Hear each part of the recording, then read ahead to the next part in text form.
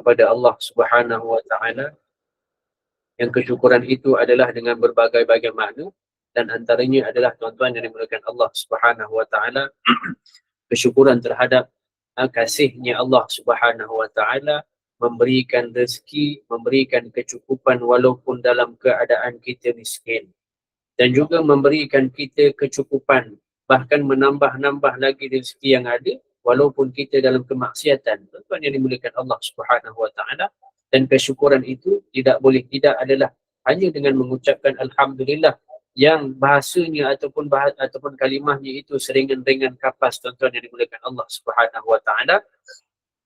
Dan itulah tanda kesyukuran kita yang Allah Subhanahu wa taala ajarkan. Tuan-tuan yang dimuliakan Allah Subhanahu wa taala. Hari ini tuan-tuan yang dimuliakan Allah Subhanahu wa taala, apakah persiapan Ramadan kita? Tuan-tuan yang dimuliakan Allah Subhanahu wa taala, sandarlah kepada Allah. Orang tak akan pernah kecewa kalau sandar kepada Allah. Takkan ada orang yang kecewa kalau dia dah sandar kepada Allah Subhanahu wa taala. Syaban ni tuan-tuan, Allah pandang makhluk. Ramadan, Allah turun, Allah telik sendiri makhluk satu persatu. Sedekat itu Allah Subhanahu wa taala, takkanlah kita tak nak duk sandar dengan yang maha kasih, tuan-tuan. Yang seolah-olah tidak pernah membenci kita. Itu Allah, tuan-tuan, yang memberikan Allah Subhanahu wa taala. Yang sentiasa memberikan kita harapan dan tidak pernah berikan kita satu yang kita panggil fake hope. Satu benda yang mengarut, tuan-tuan, menipu-nipu. Tak ada, tuan-tuan. Sandarlah kepada Allah. Bahkan kata ulama, mustahil seseorang itu kecewa dengan sebab dia pegang, dengan sebab dia sandar, dengan sebab dia serah diri pada Allah Subhanahu wa taala. Itu kan mustahil, tuan-tuan. Sunnatullah itu takkan jadi macam tu. Siapa pun yang sandar dan sandarannya itu kepada Allah Subhanahu wa taala, maka dia sedang terikat terus dengan tali yang paling kukuh, direct terus kepada Allah Subhanahu wa taala. Tak ingat ke kata Allah Subhanahu wa taala, wa may yuslim wajhahu ila Allah wa huwa muslim faman istamsaka bil urwatil wuthqa wa ila Allahi aqibatul umur. Siapa pun yang serahkan dirinya, serahkan wajah dia kepada Allah Subhanahu wa taala, dan kemudiannya dia memang nak jadi yang baik dan dia sentiasa buat baik, maka sebenarnya dia sedang berpegang dengan tali Allah, dengan tali yang sangat kuat, dan kepada Allah sekali urusan dikembalikan. Tuan-tuan, saya nak sebut sebelum Ramadan, tuan-tuan, masalah apa pun, masalah rezeki, masalah jodoh, terutama bab jodoh dah, tuan-tuan yang dimuliakan Allah Subhanahu wa taala. Kalaulah masalah-masalah itu kita bergantung kepada Allah Subhanahu wa taala. Kalau bergantung pada Allah bab jodoh sebagai contoh, pasti kita tak akan kecewa. Jodoh bukan sebelum kahwin, tuan-tuan. Jodoh ini walaupun ketika kita berkahwin sehinggalah kematian, itulah yang dipanggil sebagai jodoh. Apa pun yang berlaku, selagi mana pegangan kita itu betul dengan syarat yang betul daripada Allah Subhanahu wa taala kepada Allah Subhanahu wa taala, bukan untuk pasangan, bukan daripada pasangan, maka Allah sendiri yang akan pegang individu tersebut.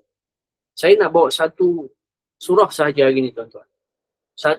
Bukan satu surah, secebis ayat daripada satu surah yang selalu kita baca. Siratal ladzina an'amta 'alaihim. Tuan-tuan, siratal ladzina an'amta 'alaihim. Allah nak bagi tahu kita mudah aja bahawa apa pun yang kita sedang hadapi dalam hidup, itu semua dah jadi pada orang sebelum kita dah. Apa pun yang kita alami sekarang, orang dulu dah merasai lebih banyak daripada itu. Masalah kita, anak macam mana dengan ibu bapa, kan tuan-tuan mereka Allah Subhanahu wa taala, anak macam mana dengan ibu bapa, semua dah diceritakan oleh Allah Subhanahu wa taala dulu-dulu, tuan-tuan. Kan ada kisah tu, tuan-tuan mereka Allah Subhanahu wa taala, seorang anak yang derhaka kepada yang seorang anak yang diusir oleh ibu bapanya. Seorang anak yang diusir oleh orang tuanya dengan sebab dia beriman kepada Allah Subhanahu wa taala. Siapa dia, tuan-tuan? Ibrahim alaihi salam. Macam mana sikap Ibrahim kepada ayah dia, tuan-tuan?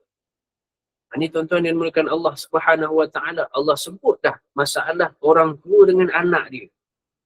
Orang tua beriman, anaknya derhaka, bahkan kufur ingkar. Ini kisah yang kedua. Allah cerita satu persatu tentang masalah-masalah yang sebenarnya masalah itu orang dulu dah jalan lama dah tuan-tuan. Ibrahim alaihi salam kena halau oleh bapa dia, satu. Ini kisah ayah yang jahat. Yang kedua, Allah cerita pula masalah orang tua dengan anak, tuan-tuan. Orang tua beriman, anaknya derhaka kepada Allah Subhanahu wa taala. Tak cukup, tuan-tuan, kufur, ingkar kepada Allah Subhanahu wa taala. Siapa orang tua yang hadapi ujian, anak bukan sekadar derhaka, tuan-tuan, dia ingkar lagi, tuan-tuan, tidak beriman. Siapa, tuan-tuan? Nuh alaihi salam. Kan?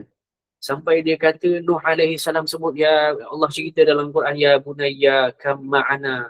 Anak ni sini, wahai anak. Tuan-tuan, 950 tahun. Nabi Nuh duduk dakwah termasuk keluarganya. Tapi anaknya tolak penuh dakwah ayah ni.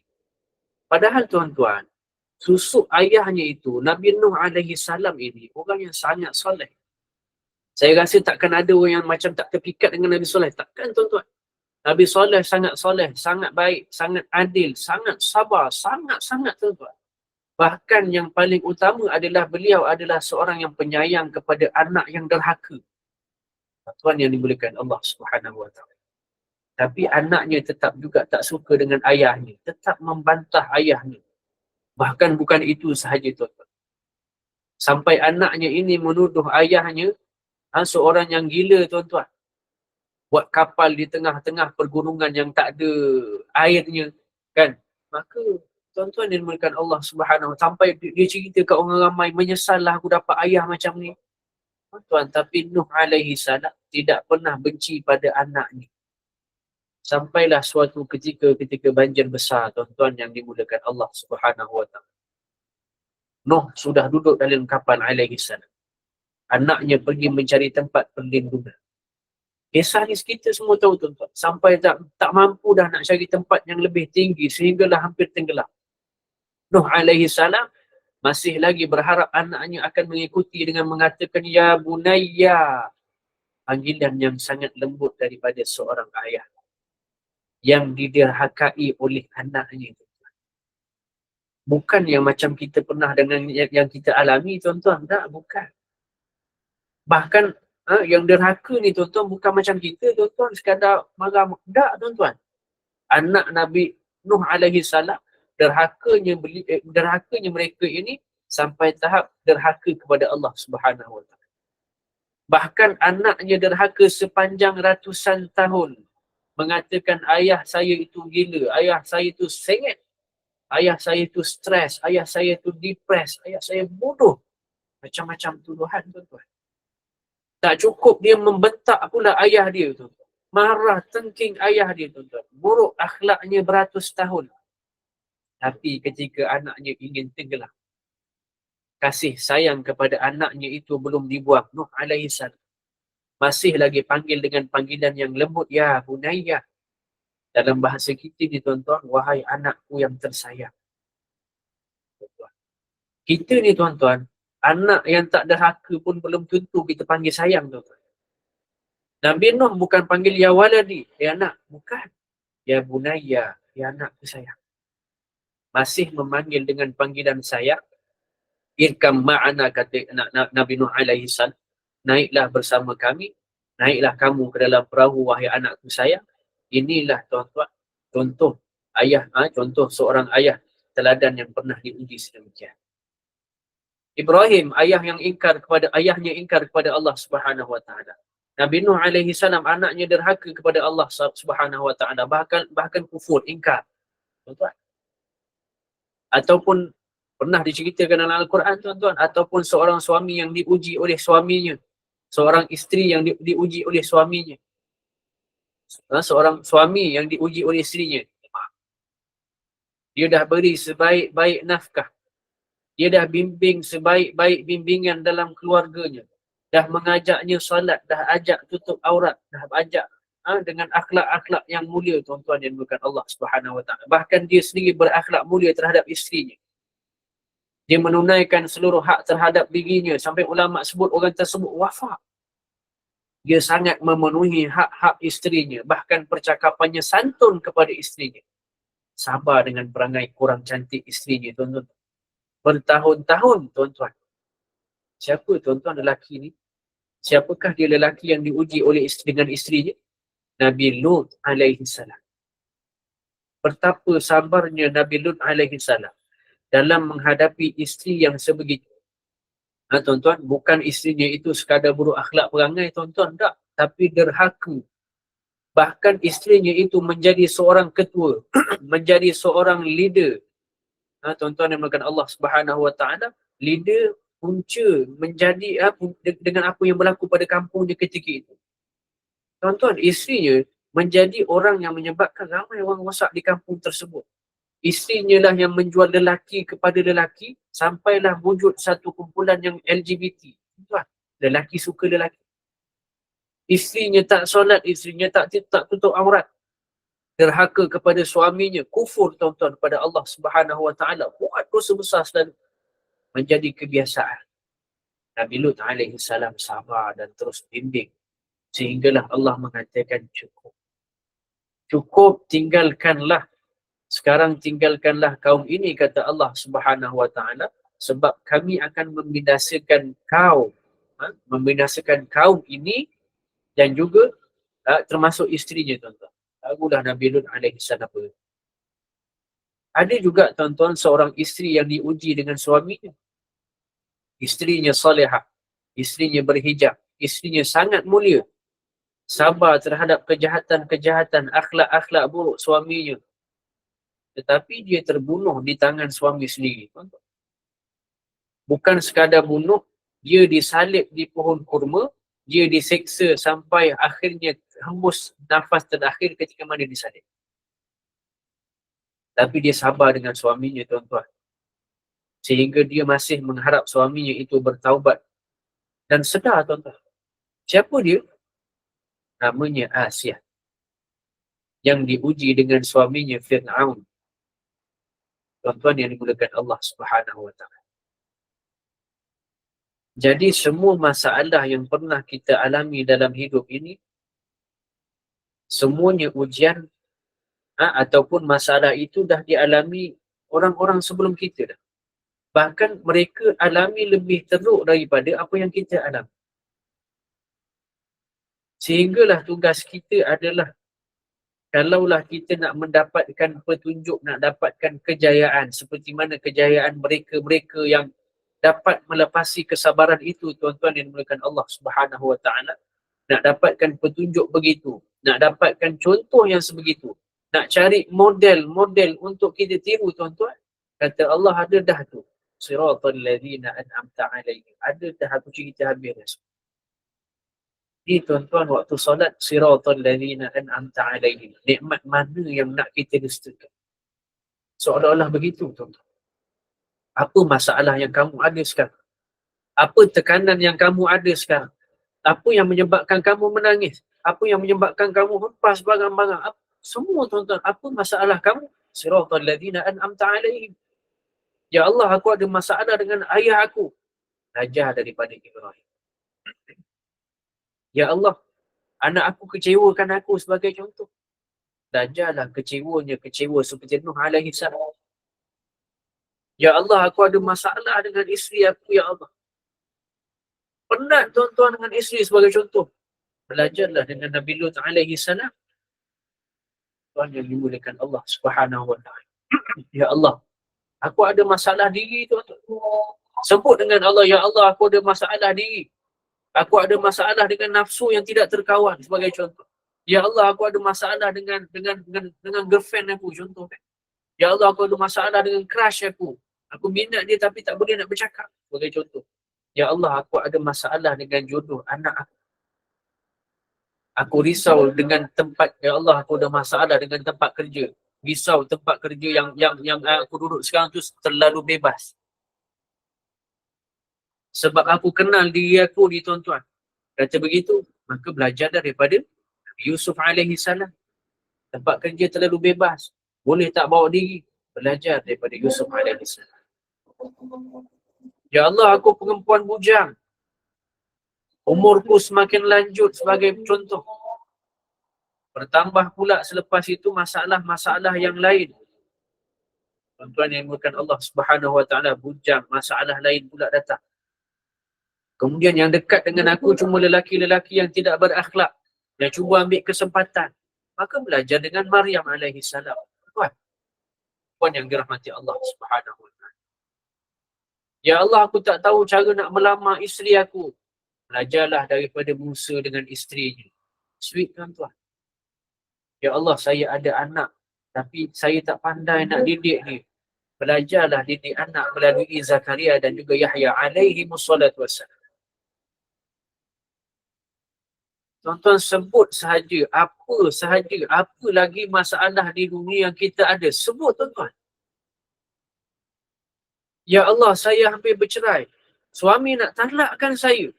Macam mana saya nak selesaikan ni tuan-tuan dimakan Allah Subhanahu Wa Taala?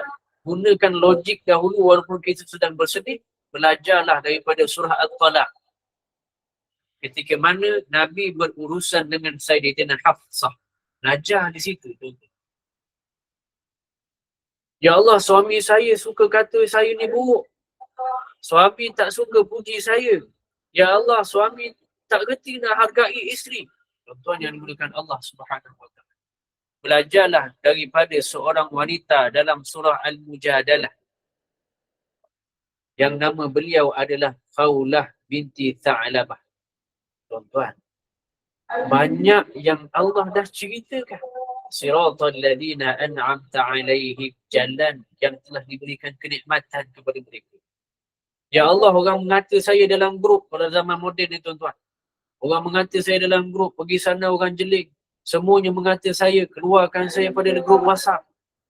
Tuan-tuan, belajar daripada surah An-Nur. Kisah Allahumma salli ala Muhammad, hadisu ifki. Tentang cara berbicara dan cara menjaga rahsia. Semuanya diceritakan oleh Allah Subhanahu Wa Taala. Bahkan kisah-kisah mereka sebenarnya lebih dahsyat daripada kita. Apa lagi yang perlu kita sebut tuan-tuan? Isteri saya, ya Allah, isteri saya terlampau kuat cemburu. Masalah apa lagi tuan-tuan? Sampai cemburu itu menyusahkan suami. Sebagai contoh, belajarlah daripada surah At-Tahrim. Cari surah Tahrim tuan-tuan yang dimuliakan Allah Subhanahu Wa Taala dengan kes cemburu tersebut. La ilaha illallah.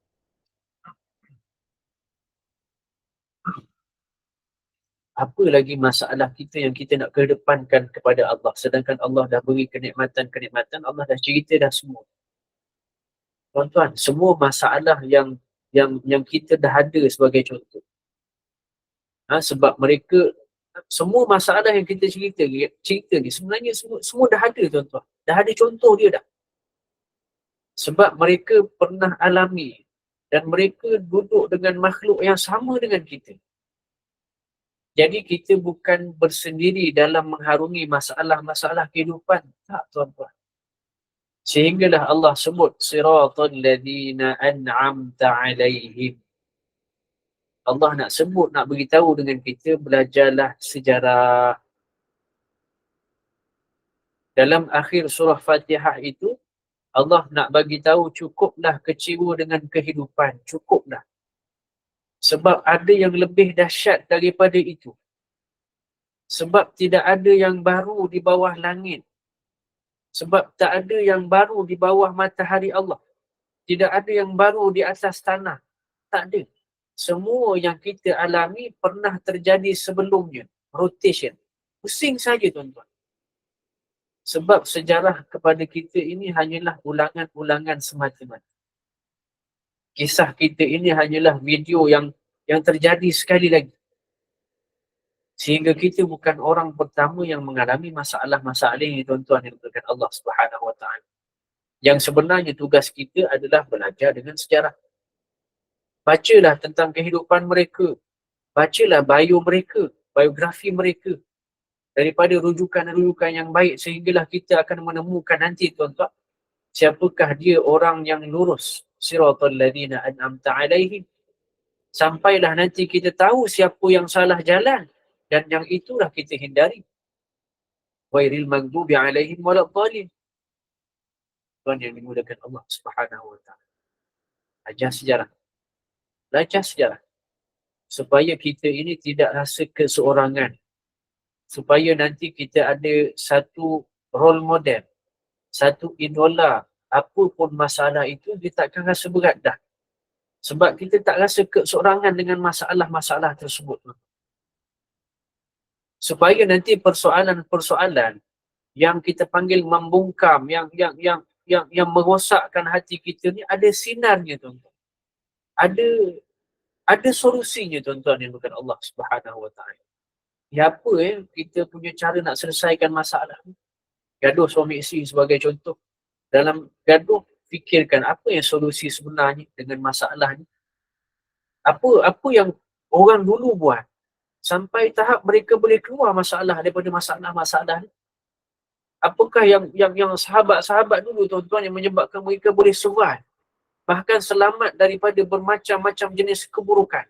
Kalau setelah kita tahu, tuan-tuan, maka lakukan hal yang sama, maka kita akan dapat natijah yang sama nanti. Yusuf, tuan-tuan, alaihi salam, apa yang buat beliau berjaya? Beliau hindarkan diri daripada fitnah. Lebih-lebih lagi apabila ketika itu beliau bujang. Orang bujang, jauhkan fitnah. Ini yang Nabi Yusuf ajar. Lebih-lebih lagi ketika mana berseorangan. Hindar sebab takutkan Allah Subhanahu Wa Taala. Maka ketika mana kita dapat mengelak daripada bercinta dengan cara yang salah sebagai contoh. Hubungan yang melebihi batas sebagai contoh. Yang kita namakan dia sebagai satu ujian.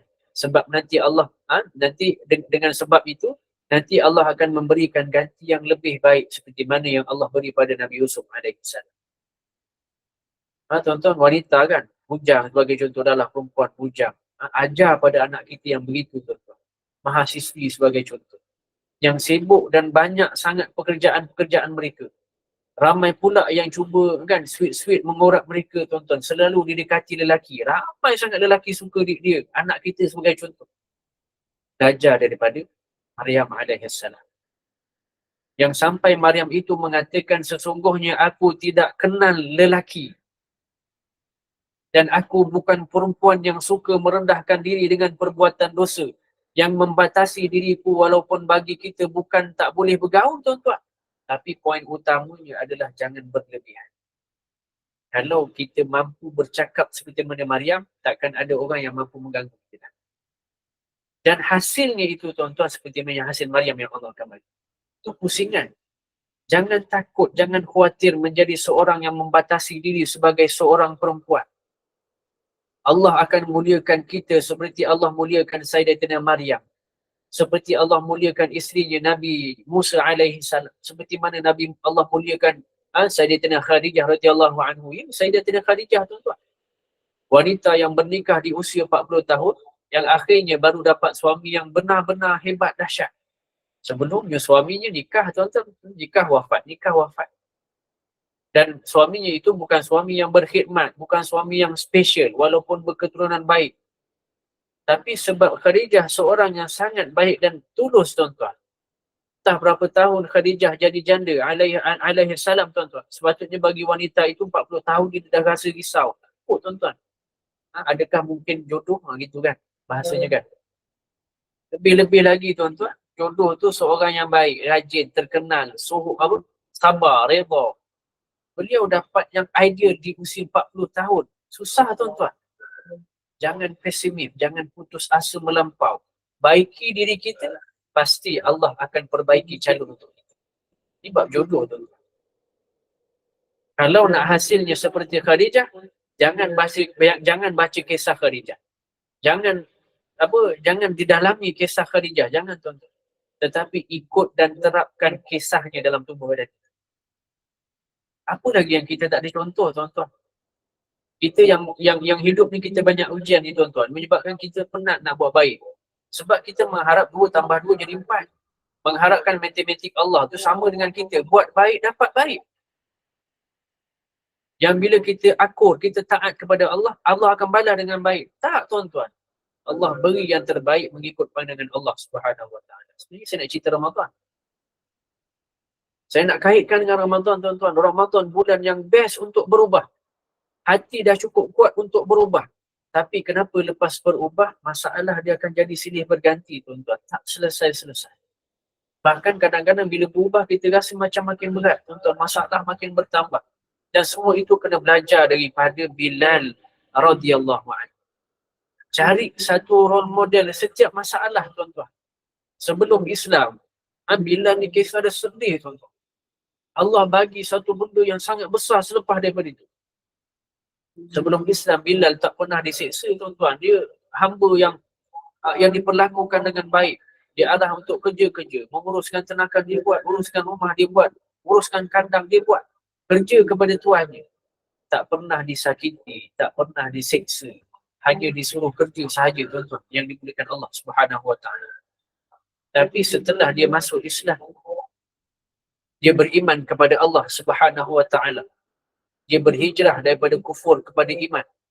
Tiba-tiba qadarullah Ta'ala, ketika mana dia solat, Tuhan dia nampak dia solat. Tuhan dia malu. Budak hamba je pun dia tak boleh nak atur. Budak je pun tak boleh nak halang. Kan, orang cemuh, tuan-tuan. Ketika itu, orang yang hamba-hamba yang masuk Islam ni, tuan-tuan, dia cemuh Tuhan dia. Bilal masuk Islam, budak pun tak boleh nak jaga. Budak pun tak boleh nak halang. Budak pun tak boleh nak pukul ke. Budak pun tak boleh nak kontrol ke. Budak aja boleh terlepas sampai beriman dengan Muhammad. Yang Muhammad tu beza kabilah, beza suku, beza fahaman. Ikut ajaran yang berbeza teramat, tuan-tuan. Mengutuk. Sampailah Umayyah bin Khalaf namanya. Ketika itu dia rasa sangat malu dengan keadaan tersebut, tuan-tuan. Dia dituduh tak layak jadi tuan. Tak mampu kuasai budak. Bukan leader yang sejati. Macam-macam tomahan. Ramai yang malukan dia, tuan-tuan. Sampailah sebab malu dan panik seperti itu, dia menyeksa Bilal radhiyallahu anhu. Sampai tahap dia memaksa Bilal murtad daripada apa yang dia yakin. Bilal dapat kesusahan itu, tuan-tuan, selepas dia terus on the spot, selepas dia memilih Islam instant. Maka Bilal mengatakan sebab Islam maka dia jadi susah. Tak, tuan-tuan. Tak pernah beliau ungkapkan begitu. Apakah Bilal pernah mengatakan, ya Allah, apa yang kau mahu, apa yang kau nak, lepas aku beriman malah dihancurkan. Lepas aku berikan ketaatan dengan kesaksian yang banyak, maka kau lontarkan dengan apa yang aku tak nak. Ada, tuan-tuan? Tak, tuan-tuan, tak pernah. Menyesal pun tak ada, tuan-tuan. Semakin Bilal itu diseksa, semakin dia bergantung dengan Allah Subhanahu Wa Taala. Kita, tuan-tuan, makin diuji terkadang-kadang, kita rasa seolah-olah nak cabar Allah. Isteri macam tu, maka aku pun nak buat begitu. Bukan cabar isteri, tuan-tuan, itu cabar Allah. Jadi ragu dengan Allah, mula renggang dengan Allah. Sampai, tuan-tuan, kita biasa dengan dosa, akhirnya dengan sebab begitu, tuan-tuan, melakukan Allah Subhanahu Wa Taala. Semakin tidak nampak keperluan menangis kepada Allah Subhanahu Wa Taala dengan sebab tertutup ataupun kita tidak bergantung dengan Allah. Hati-hati, tuan-tuan. Rasa semakin tak berdosa. Sampai tuan-tuan dimulakan Allah Subhanahu Wa Taala, sampai kita tak tahu apakah dosa kesalahan kita untuk kita nangiskan, tuan-tuan. Perasaan itu adalah kerana kita renggangnya makhluk dengan Sang Pengasih. Takut putus asa itu akan membawa kepada penyesatan. Tuan-tuan tengok Aminah Wadud, PhD pengajian Islam, PhD di Mesir pula, tuan-tuan. Putus asa untuk taat menyebabkan Allah sendiri menjauh, walaupun kasihnya Allah itu tak pernah habis, tuan-tuan. Ada yang mencuri sebab putus asa dengan rezeki, ada yang berzina dengan sebab putus asa dengan mencari ataupun mencari jodoh, menjaga jodoh. Makin diuji makin jauh. Bilal tidak. Makin diuji makin bergantung kepada Allah Subhanahu Wa Taala dengan kalimah apa? Ahad. 4 minit saja, tuan-tuan. Cuma satu yang saya yakin, kata Bilal, yang saya pegang, yang saya perlukan, ahadun ahad. Makin diseksa ahadun ahad, tuan-tuan. Buat kita yang Ramadan ini dijadikan medan perubahan, belajar apa yang telah berlaku dulu kala Bilal. Tuhan yang makan Allah Subhanahu Wa Taala. Akhir, tuan-tuan, saya nak sebut kuasa Bilal. Sehinggalah, tuan-tuan, apa yang Bilal dapat natijahnya, tuan-tuan? Apa yang beliau dapatkan pada akhir hayat beliau? setelah mengucapkan ahadun ahad, setelah sekian lama, apa dia tuan-tuan? Allah mengutuskan seorang hamba yang hatinya baik, yang Allah redha kepada dia, mukmin yang paling baik setelah semuanya beriman, setelah Rasulullah sallallahu alaihi wasallam dan Khadijah. Orang yang sangat mulia kedudukannya. Allah tak utus orang biasa, tuan-tuan.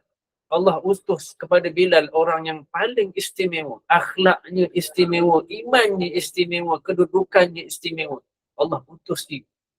Allah boleh nak utuskan Osman radhiyallahu anhu sebab dia kaya, Abdul Rahman bin Auf kaya, Sa'ad bin Abi Waqqas kaya, tuan-tuan. Sahabat lain banyak yang kaya. Tapi yang kemudiannya Allah pilih lain daripada yang lain, iaitulah Allah pilih yang paling baik.